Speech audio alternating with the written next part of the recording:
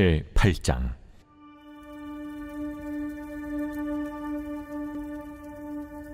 여섯째 해 여섯째 달 초닷새 나는 집에 앉았고 유다의 장로들은 내 앞에 앉아 있는데 주 여호와의 권능이 거기에서 내게 내리기로 내가 보니 불같은 형상이 있더라.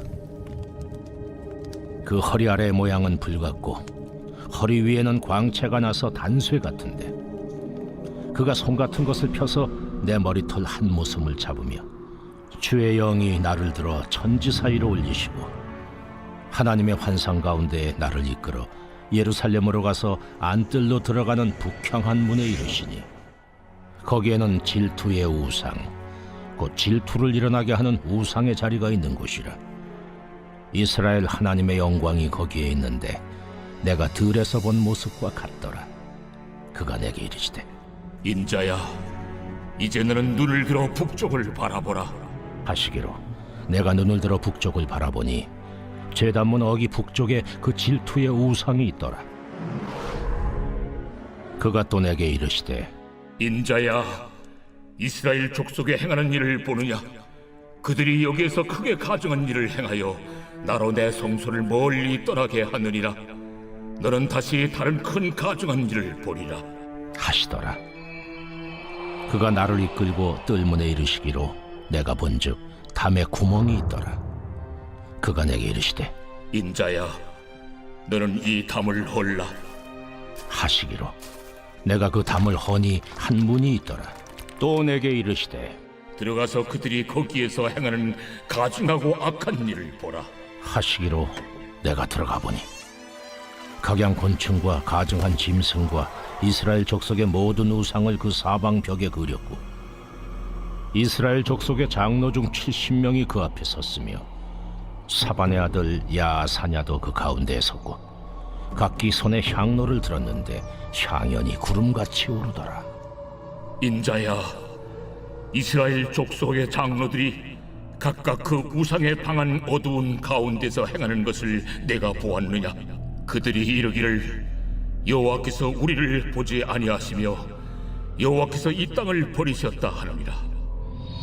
너는 다시 그들이 행하는 바 다른 큰 가증한 일을 보리라.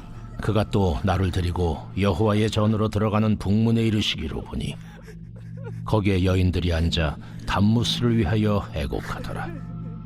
인자야, 네가 그것을 보았느냐? 너는 또 이보다 더 큰 가증한 일을 보리라. 그가 또 나를 데리고 여호와의 성전 안뜰에 들어가시니라. 보라, 여호와의 성전문 곧 현관과 제단 사이에서 약 25명이 여호와의 성전을 등지고 낯을 동쪽으로 향하여 동쪽 태양에게 예배하더라. 인자야, 네가 보았느냐? 유다 족속이 여기에서 행한 가증한 일을 적다 하겠느냐? 그들이 그 땅을 폭행으로 채우고 또다시 내 노여움을 일으키며 심지어 나뭇가지를 그 코에 두었느니라. 그러므로 나도 분노로 갚아 불쌍히 여기지 아니하며 궁유를 베풀지도 아니하리니 그들이 큰 소리로 내 귀에 부르짖을지라도 내가 듣지 아니하리라.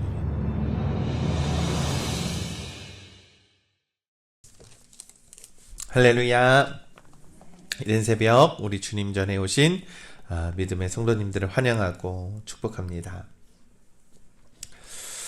오늘 본문은 예루살렘에 있는 이 유다의 백성들이 이스라엘의 백성들이 우상 숭배를 하는 그러한 장면들이 나오고 그로 인해서 하나님이 진노하시고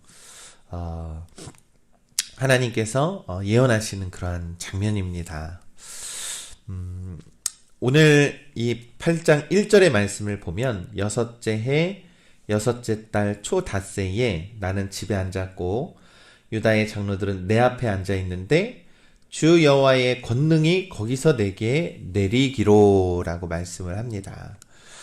에스겔이 소명을 받고요. 그로부터 1년 2개월이 지나고 나서 하나님의 말씀이 두 번째로 에스겔 선지자에게 임했다라는 것입니다. 그때 하나님의 권능이 에스겔에게 임해서 하나님은 유다에서만이 하나님이 아니라 이 바벨론에서 또 나타나시는 그런 하나님의 모습을 성경은 말씀하고 있는 것입니다. 2절의 모습을 보니까 내가 보니 불같은 형상이 있더라. 그 허리 아래의 모양은 불같고 허리 위에는 강체가 나서 단쇠 같은데 라고 표현을 합니다. 사람의 형상으로 나타나신 하나님은요, 이 허리 아래쪽은 불과 같고 허리 위쪽은 눈부시게 빛나는 철과 같이 보였다라고 성경은 기록합니다.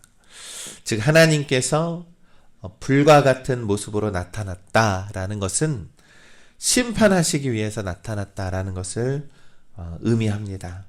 그만큼 유다 백성들의 죄가 너무나도 크다는 의미였습니다. 그래서 하나님께서 에스겔 선지자에게 환상을 보여주는데 오늘 아주 그 환상이 너무나도 무시무시한 환상입니다. 이 하나님께서 에스겔 선지자의 머리채를 잡으시고 끌고 가셔서 성전으로 들어가는 북쪽 문 어귀에 내려놓았는데 거기에는 질투의 우상이 덩그러니 서 있었다라고 성경은 말씀합니다. 이 대부분의 이 성경 학자들은 이 우상을요, 이 므낫세 왕 때 만든 우상으로 추정을 합니다. 그때 이 므낫세 왕이 북쪽 문에다가 우상을 만들어서 이 바벨론의 군대가 이 북쪽에서 쳐들어오니까 그것을 막아주기 위한 우상을 이렇게 신상을 만들어 놓았는데 그것을 들어서 하나님께서는 이 우상의 이름을 질투의 우상이라고 합니다. 그러니까 하나님의 분노를 유발했다라는 것이죠.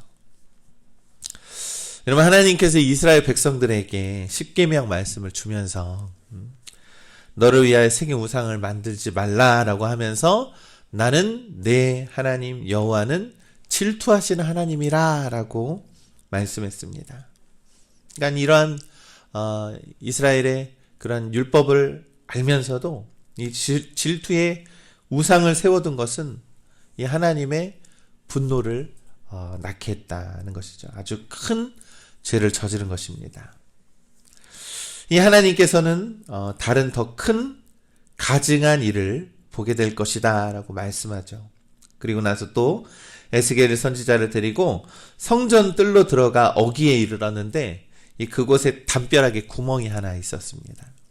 그리고 그 담벼락을 헐라고 말씀하셨습니다. 헐었더니 거기에 문이 하나가 있었습니다.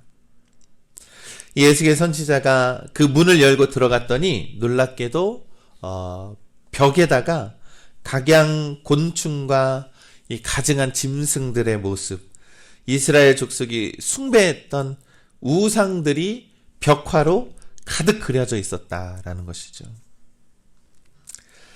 이 성전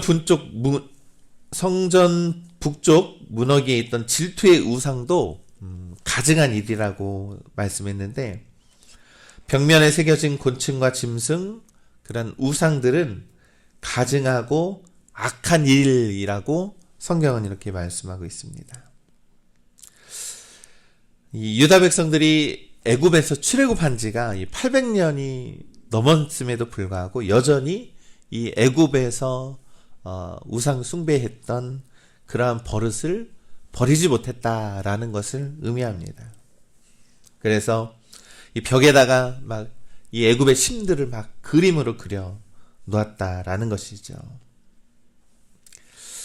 이들의 죄는 그뿐만이 아닙니다. 단지 우상을 세우고 막 우상을 그림 그리고 했던 그런 것뿐만이 아니라 이 11절과 12절의 말씀을 보니 이스라엘 족속의 장로 중 70명이 그 앞에 섰으며 사반의 아들 야사냐도 그 가운데 섰고 각기 손에 향로를 들었는데 향연이 구름같이 오르더라. 또 내게 이르시되 인자야 이스라엘 족속의 장로들이 각각 그 우상의 방한 어두운 가운데서 행하는 것을 내가 보았느냐. 그들이 이르기를 여호와께서 우리를 보지 아니하시며 여호와께서 이 땅을 버리셨다 하느니라. 이스라엘 장로 70명이 있습니다. 그들이 우상들 앞에서 분향을 하고 있는 것입니다. 이 70명의 장로들이 이 백성들의 우상 숭배를 막 종용하고 있고 주도하고 있었다라는 것이죠. 그 중에 70명 장로 중에 야사냐도 있었다라고 기록을 합니다. 그러니까 70명의 우상 숭배를 주동하는 최고의 지도자가 있었다라는 것이죠. 이 야사냐는 사반의 아들이라고 성경은 기록합니다. 이 사반은 이 요시야 왕이 종교 개혁을 할 때에 대제사장 힐기야와 더불어서 그것을 주도했던 경건한 그러한 서기관이었습니다. 이 사반의 세 아들 중에 아히감이 있었는데 위협을 무릅쓰고 위기에 처한 이 예레미야 선지자를 보호해 주었던 사람입니다. 또 다른 아들이 있는데 이 엘리샤는 시드기야 왕에게 중용되어서 이 바벨론까지 사신으로서 아주 충성된 그러한 자였습니다. 그런데 이 남은 아들 야사냐는 이 성전의 비밀스러운 방에서 이 70명 장로들을 막 이끌고 우상을 섬기고 있었다라는 것이죠. 그러니까 그의 가문은 굉장히 거룩하고 너무나도 믿음으로 좋은 집안이었는데 그 아들 한 명이 타락해서 우상을 숭배하는 일에 앞장을 섰다라는 것입니다. 그리고 이것이 끝이 아니라 더욱더 성경은 더욱더 무시무시한 일을 또 에스겔 선지자에게 보여줍니다. 그가 14절의 말씀에 그가 또 나를 데리고 여호와의 전으로 들어가는 북문에 이르시기로 보니 거기에 여인들이 앉아 담무스를 위하여 애곡하더라. 이 에스겔 선지자가 세 번째로 본 환상이 이 여인들이 이 담무스라고 하는 우상을 앞에서 막 통곡하고 애곡하고 있다라는 것입니다. 이 그러한 담무스를 자신들을 보호하는 그러한 신으로 여기고 우상 숭배를 했다라는 것이죠. 여인들은 담무스를 위하여 애곡함으로써 이 담무스가 막 이 세상에 비를 주고 풍요를 주고 자기들을 보호해 줄 거라고 믿었다라는 것이죠. 이 유다 백성들은 하나님의 분노를 샀는 그러한 우상 숭배를 끊임없이 합니다. 그러면서 마지막으로 하나님이 네 번째로 환상을 보여주는데 25명의 사람들이 이 태양을 막 숭배하고 있는 그러한 환상을 보여줍니다. 태양 숭배를 하고 있는 현관과 제단 사이는 제물을 드리는 번제단과 성소 사이의 그러한 공간입니다.